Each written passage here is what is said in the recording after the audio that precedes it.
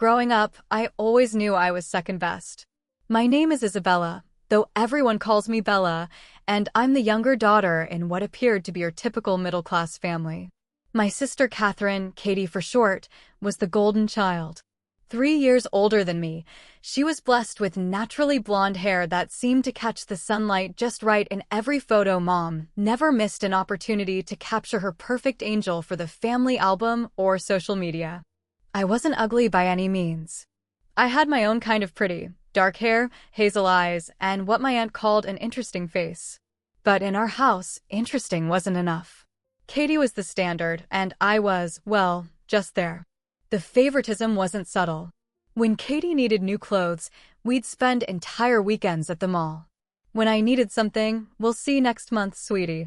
Katie got the bigger bedroom because she needed space for her studying. She got a car for her 16th birthday. I got a watch for mine, not even a particularly nice one. The real kicker came during our respective high school graduations. When Katie graduated, our parents threw this massive party. Dad proudly announced they'd be paying for her college education. She was going to study to become a bank manager, following in his footsteps. Everyone toasted to her bright future. 3 years later, I graduated with even better grades than Katie had. I still remember sitting at our kitchen table, college acceptance letters spread out in front of me, watching my parents exchange uncomfortable glances. "Honey," Mom started, not quite meeting my eyes, "we just don't have the money for college right now. The market's been tough, and with Katie's tuition." Dad jumped in, "Maybe you could work for a year or two, save up some money."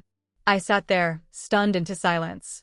The same parents who had just bought Katie a new laptop for college were telling me they couldn't afford my education.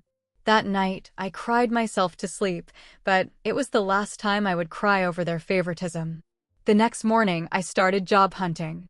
Within a month, I landed a position as a maid at the Grand Plaza Hotel, the fanciest hotel in our city. While Katie moved back home after college graduation to save money, she said, I moved into a tiny studio apartment across town. Living on my own was tough at first, but it beat staying at home, watching Katie bask in our parents' endless attention. My apartment might have been basic, but it was mine. Every night when I came home exhausted from work, I felt a sense of pride knowing I was making it on my own. I threw myself into my work at the Grand Plaza Hotel. While some of the other maids complained about the demanding guests and endless rooms to clean, I saw every task as an opportunity to learn the hotel business from the ground up. "Bella, you're the only one who consistently gets perfect room inspection scores," Mrs. Rodriguez, the head housekeeper, told me after just 3 months. "How do you do it?" "I just try to think about what I'd want if I were staying here," I replied, straightening my uniform. Within 6 months, I was promoted to head maid. That's when I first met him, James Richardson, the guest in room 742. He was probably in his mid-40s, distinguished looking with salt and pepper hair and expensive suits. I noticed him watching me one morning while I was supervising the cleaning of the 7th floor.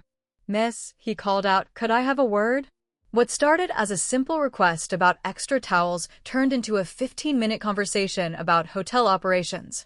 The next day, he happened to run into me again, and the next, and the next. "Join me for dinner tonight," he suggested casually on his 5th day at the hotel. "I know a lovely restaurant downtown." I straightened my shoulders and looked him directly in the eye. "Mr. Richardson, I appreciate the invitation, but I need to be clear. If you're looking for a temporary arrangement during your stay, I'm not interested." Instead of being offended, he laughed. "Fair enough. But my invitation stands, just dinner, nothing more." I declined politely but firmly. He continued to be friendly but respectful for the remainder of his 3-week stay. The day he checked out, he left me a business card with his number. I tucked it away and thought that would be the end of it. 2 weeks later, everything started changing. First, I was called to the hotel manager's office and offered a position at the front desk, a significant promotion. Before I could get used to my new role, I was promoted to head of the registry team. A few weeks after that, I became assistant manager of the front office. Within 2 months of Mr. Richardson's departure, I found myself as the manager of the entire front office. The speed of my advancement made my head spin. While I knew I was good at my job, this seemed almost too good to be true. The whispers started soon after. "She must be sleeping with Mr. Blackwood," I overheard one of the receptionists telling another, referring to our hotel owner. "Did you see how fast she moved up? Nobody gets promoted that quickly without, you know." I tried to ignore the gossip, but it stung. I'd worked hard for every promotion, stayed late, learned every aspect of the operation, yet people assumed I'd slept my way to the top. The truth was, I'd barely even met Mr. Blackwood, let alone had an affair with him. One Monday morning, Mr. Blackwood's secretary called to schedule a meeting. My stomach churned. These unexpected meetings usually meant trouble. I knocked on his office door precisely at 2 p.m. "Come in, Bella," he called out. "Please have a seat." Mr. Blackwood was a tall man in his 60s with kind eyes that always seemed to be evaluating something. He shuffled some papers on his desk before looking up at me. "You've done exceptional work here," he began, "but there's something we need to discuss. Your position as front office manager typically requires a college degree in hospitality management or a related field." My heart sank. Here it was they'd finally realized I wasn't qualified for the job. "I think it's time for you to go to college, Bella." I blinked, confused. "I'm sorry. The hotel will work with your schedule, of course. We want you to get your degree while maintaining your position here." My mind was spinning. This wasn't at all what I'd expected. "I don't know what to say," I stammered. "Thank you, but why?" He smiled, reaching into his desk drawer. "You know, I don't often take advice about personnel decisions from outside sources, but in your case, a good friend insisted I pay attention." He pulled out a business card and slid it across the desk. "If you're curious about why your career has taken such an interesting trajectory lately, give this number a call." I picked up the card and my breath caught. It was the same number Mr. Richardson had given me months ago. That evening, sitting in my apartment, I stared at the card for a full hour before finally picking up my phone. My hands were shaking as I dialed. "I was wondering when you'd call," that familiar voice answered on the second ring. You're friends with Mr. Blackwood?" I managed to ask. James chuckled. "We've known each other for 30 years. When I spot talent, he trusts my judgment. So all these promotions were entirely earned," he cut in firmly. "I simply suggested he pay attention to your potential. Everything you achieved, you did on your own merit." We talked for hours that night. He explained how he'd watched me work during his stay, impressed by my attention to detail and natural leadership abilities. He'd seen something in me that reminded him of himself when he was younger, that drive to prove yourself against all odds. 2 days later, we had dinner at that same restaurant he'd first invited me to months ago. This time, I said yes. I enrolled in college the following week, majoring in hotel and restaurant management. James supported me every step of the way, not just emotionally, but practically, helping me study, sharing his business experience, teaching me things no textbook could cover. Our relationship deepened naturally. There was no grand romantic gesture, no dramatic moment when everything changed. We simply grew closer day by day until being together felt as natural as breathing. "Move in with me," he said one evening 6 months after that first phone call. We were sitting on his penthouse balcony, looking out over the city lights. A month later, we were married in a small but elegant ceremony, and I moved from my tiny studio into his luxurious penthouse apartment. "Girl, you hit the jackpot," my friend Sarah exclaimed over coffee one afternoon. "Successful, handsome, and actually nice? Those kinds of men aren't supposed to exist." I laughed, but she wasn't wrong. James was everything I could have hoped for in a husband. He supported my education, celebrated my career achievements, and made me feel valued, something I'd never experienced growing up. My newfound happiness made family gatherings interesting, to say the least. Katie, who had always been the star of the show, was struggling to keep a man interested for more than a few weeks. Her career at the bank was going well. She'd made it to assistant manager, but her personal life was a mess. I'd catch her staring at James and me during holiday dinners, her eyes filled with barely concealed envy. The same sister who used to ignore me unless she needed something now couldn't stop watching my every move. "Did you see how Katie was looking at your ring all through Christmas dinner?" James asked me afterward. I thought she was going to drill a hole through it with her eyes. She's always been used to having the best of everything, I sighed. I don't think she knows how to handle not being the center of attention anymore. The situation got more awkward when my parents started their campaign to get Katie married off. Mom would corner me at every family gathering. "Sweetie," she'd say in that syrupy voice she used when she wanted something, "surely James must have some nice friends, single ones. Katie's not getting any younger, you know." Dad was more direct. "Your sister deserves someone successful like James. You should help her out. It's what family does." The irony wasn't lost on me. The same parents who couldn't find money for my education were now trying to use my connections to benefit their favorite daughter. "James must know lots of eligible businessmen," Katie herself finally said one day, cornering me in the kitchen during Easter dinner. "Why haven't you introduced me to any of them?" I looked at my sister, really looked at her. The perfect blonde hair was still there, but her eyes held a desperate edge I'd never seen before. "Maybe because I don't want to be responsible for someone else's love life," I replied carefully. "Besides, relationships aren't about just finding someone wealthy, Katie." "Easy for you to say," she snapped. "You already got the rich husband." I walked away from that conversation knowing I'd made the right choice to keep my distance. Something about Katie's attitude toward finding a wealthy man made me uncomfortable. It felt less like she wanted love and more like she was hunting for a prize. I thought I'd finally found my happily ever after. The next 2 years seemed to prove me right, at least on the surface. But slowly, almost imperceptibly at first, things began to change. It started with small things. James began coming home later and later from work. His business trips, which used to be occasional, became more frequent. At first, I made excuses for him in my head. He was busy. The company needed him. This was just a temporary phase. "Sorry, darling, emergency board meeting," he'd text, missing another dinner I'd prepared. "This trip might take 2 weeks instead of 1, he'd say, barely looking up from his phone. Our home felt emptier with each passing day. The sound of my heels echoing through our penthouse apartment became a lonely reminder of how much time I spent there alone. Finally, one evening, I decided enough was enough. I waited up for him, determined to have a real conversation about what was happening to us. "James, we need to talk," I said when he walked in at 11 p.m. He looked at me with an expression I'd never seen before, cold, distant, almost annoyed. "Yes, we do." What happened next felt like a scene from someone else's life, not mine.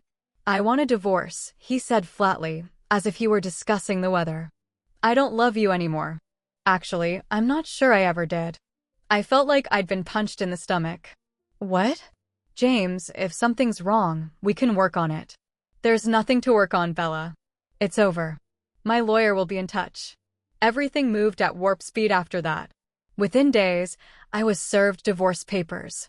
The prenuptial agreement I'd signed, the one I'd thought was just a formality, meant I had no claim to anything, not the apartment, not his money, not even the furniture we picked out together. In a daze, I packed my clothes and personal items into 3 suitcases. With nowhere else to go, I called my parents. "Mom, Dad, I need to stay with you for a little while," I said, trying to keep my voice from breaking. "Just until I figure things out." The silence on the other end should have told me everything. "Oh, honey," Mom's voice dripped with false sympathy, "we're in the middle of renovations right now. The guest room is completely torn apart." "I could sleep on the couch," I suggested. "Well, you see," Dad jumped in, "we're having the living room painted too, and you know how small this house is." They had excuse after excuse, each one more transparent than the last. What hurt most was the barely concealed satisfaction in their voices. They were actually happy about my fall from grace. I found a small apartment across town and tried to throw myself into my work, but suddenly nothing was going right there either. Every report I submitted came back with corrections. Every decision I made was questioned. Finally, Mr. Blackwood called me into his office. The same man who had championed my career now couldn't quite meet my eyes. "Bella," he said, shuffling papers on his desk, "perhaps it would be best if you considered other opportunities. We'd be happy to provide a reference." Depression hit me hard after losing everything. For a month, I barely left my bed. The silence from my family was deafening, not a single call, not even a text to check if I was alive. Thank God for Sarah. "Get up," she demanded one morning, barging into my apartment with coffee and bagels. "This isn't the Bella I know." "The Bella you knew had a life," I mumbled into my pillow. "No." She yanked my curtains open. "The Bella I know is a fighter, the one who started as a maid and worked her way up to management, the one who put herself through college while working full-time. That Bella is still in there somewhere." Thank goodness, I'd always been careful with money. Even with the prenup, I had my own savings from years of working and living below my means. James had taught me one useful thing, at least: always have a backup plan. One sleepless night, staring at my ceiling, it hit me. I knew the hotel business inside and out. I'd done every job from cleaning toilets to managing the front office. I knew what worked, what didn't, and most importantly, what guests really wanted. "I'm going to open my own hotel," I told Sarah over breakfast the next morning. She nearly choked on her coffee. "That's ambitious." "I've got savings for startup costs, but I'll need investors," I said, already making lists on my phone. "And I know exactly what kind of hotel I want to create." I threw myself into research, created a detailed business plan, and started networking. At a charity event for emerging entrepreneurs, I met two investors who loved my vision for a boutique hotel that would combine luxury with personal attention. The first year was brutal. I worked reception during the day, did paperwork at night, and filled in for every position when needed. Once, I spent 3 days doing housekeeping when my maid got the flu. But every exhausting moment felt different than before. This time, I was building something for myself. Slowly but surely, the hotel began to succeed. Word spread about our personalized service and attention to detail. By year 3, we were turning a profit. By year 5, I had paid back my investors in full, and the hotel was entirely mine. During all this time, my family remained silent. They'd cut me out of their lives so completely it was as if I'd never existed. No more holiday invitations, no family gatherings, nothing. At first, it hurt, but gradually I realized it was a blessing. Their absence meant no more comparisons, no more subtle put-downs, no more feeling like I wasn't enough. I did occasionally check Katie's social media. Old habits die hard, I guess. That's how I learned she'd finally found her rich man and had a baby. Her posts were full of designer baby clothes and exotic vacations. She seemed to have everything she'd always wanted. 2 years passed like a whirlwind. The hotel wasn't just successful, it had become the city's go-to destination for travelers seeking luxury with a personal touch. Travel bloggers regularly featured us in their content, praising our unique approach to hospitality. "We should do something to give back to the community," I told my management team one morning. "Something big." That's how the idea for our first charity gala was born. We transformed the hotel's grand ballroom into a glittering wonderland, invited local celebrities, business leaders, and press. The event aimed to raise money for educational scholarships for underprivileged students. Fitting, given my own history with education. The gala was a massive success. Local TV stations covered it. Online news sites ran features about the rags to riches story of the hotel's owner, and suddenly I found myself in the spotlight. 3 days later, my front desk manager called my office. "Miss Bennett, your parents are in the lobby. They're quite insistent about seeing you. They say they won't leave until you come down." I took a deep breath, straightened my suit jacket, and headed to the lobby. There they were, Mom and Dad, looking older but just as entitled as ever. "Bella." Mom rushed forward for a hug. I deftly avoided it. "Why are you here?" I asked coldly. "Can't parents want to reconnect with their daughter?" Dad tried to sound hurt. "We've seen how successful you've become. We're so proud." "Proud?"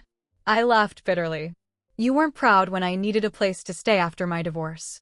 You weren't proud during the 7 years you didn't bother to call." "Water under the bridge." Mom waved her hand dismissively.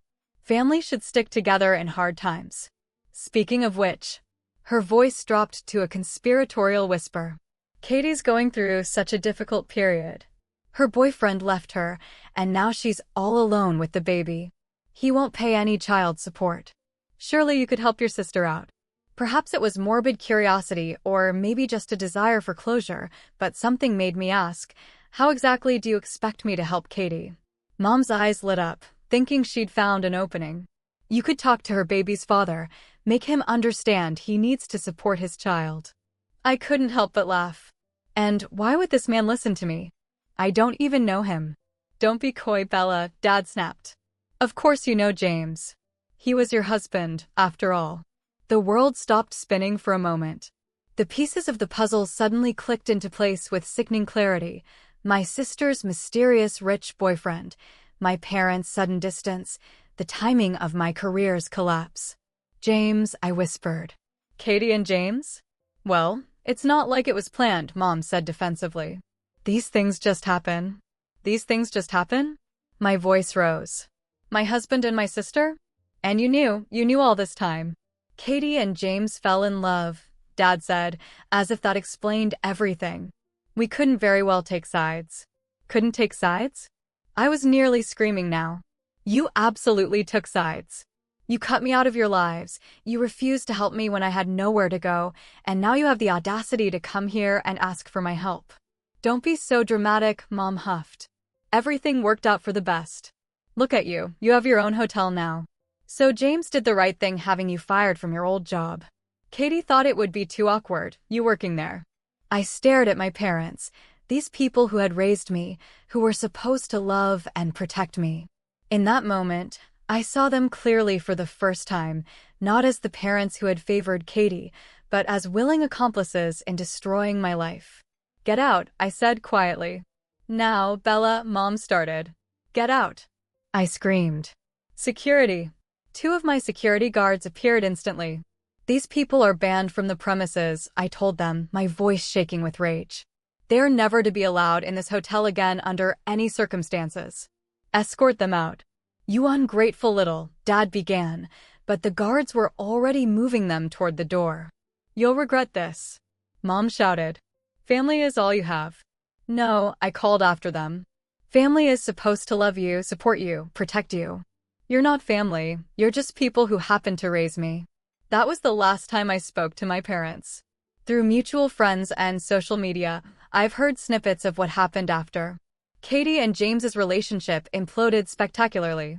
She posts daily rants about him on social media, calling him every name in the book, while he threatens her with lawsuits for defamation.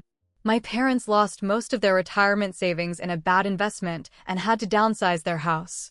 Meanwhile, my life has taken a wonderful turn. 6 months ago, I met Michael at a hotel industry conference. He's kind, successful in his own right, and most importantly, he loves me for who I am, not what I can give him. We're getting married next spring. Sometimes late at night, I scroll through Katie's angry social media posts about James, watching their dirty laundry being aired for all to see. I find myself laughing at the cosmic justice of it all. My sister, who thought she'd won it all by stealing my husband, now posts daily sob stories about being a single mom. James, who thought he'd upgraded to the better sister, is watching his reputation get dragged through the mud. And me, the sister they thought they destroyed, I'm thriving. My hotel is expanding to a second location next year. Michael and I are planning our future together. And most importantly, I'm finally free from the toxic family that never really loved me. Sometimes the best revenge isn't getting even. It's living well and watching karma do its work from a safe distance, preferably with a glass of champagne in hand.